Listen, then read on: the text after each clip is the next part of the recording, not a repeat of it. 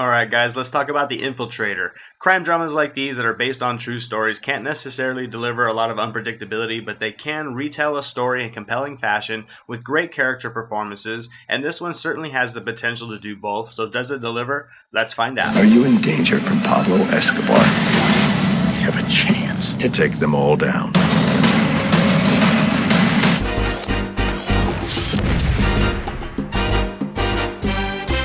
The Infiltrator is directed by Furman. It stars Bryan, Cranston, John Leguizamo, Diane, Kruger, and Benjamin Bratt, and it basically tells the story in 1986. A U.S. federal agent goes deep undercover as a money launderer to get inside a drug trafficking network of Pablo Escobar. This agent ends up befriending a top lieutenant of Escobar and builds his case of evidence as the number of indictments pile up as the risk on his life continues to grow as well. Now, despite all the summer blockbusters that fill theaters this time of year, I was really anticipating this film. I had high hopes for it, and given this is my favorite genre, I definitely had high expectations, and after watching I can easily say I definitely enjoyed it, but I was slightly let down by it at the same time. There was nothing bad about this movie, the script or the performances, they were great, but it was missing some substance that would have went a long way for me. Now, like I said, films like these are nearly impossible to deliver unpredictability given the story is based on real events. Now, with that said, the relationships, flow of the story, and character performances are vital to its success in films like this, and this was just missing some of those. Most notably, the relationships depicted between the characters. The cast was excellent, but a lot of the relationships between the characters felt too glossed over in my opinion,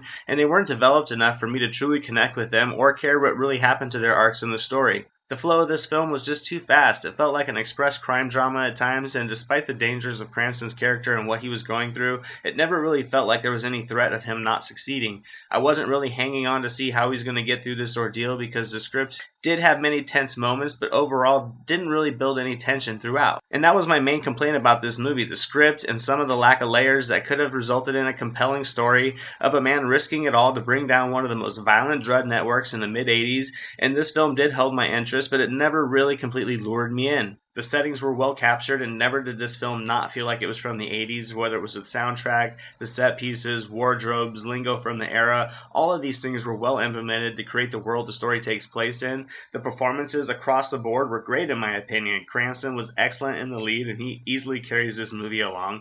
Benjamin Bratt and Diane Kruger were also perfect for their roles, and while many may not like the acting style of John Leguizamo, I tend to love his energetic personality, and I thought he gave this movie a great, solid side character to complement the differences of Cranston's character. And overall, I did enjoy The Infiltrator. It is certainly worth checking out without question, but I wanted more from it, and I'm going to have to give it a solid B+.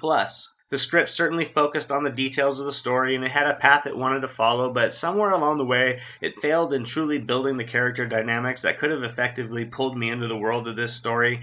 When usually I say a film could have been shorter, this one could have added 15 to 20 minutes that would have gone miles to develop the players the events in this script actually revolved around. As always, guys, thank you so much for watching. Hope you enjoyed this quick review of The Infiltrator. It's definitely worth checking out. It's a good movie, entertaining movie, just not the great movie I was hoping for. But if you're going to check it out this weekend, let me know what you're hoping to see in the comments below. If you like videos like these and you'd like to see more, don't forget to subscribe. Here's some links you can click on to some other reviews if you're interested. And as always, I'm Anthony. This is the Silver Screen Analysis, and I'll see you guys at the movies.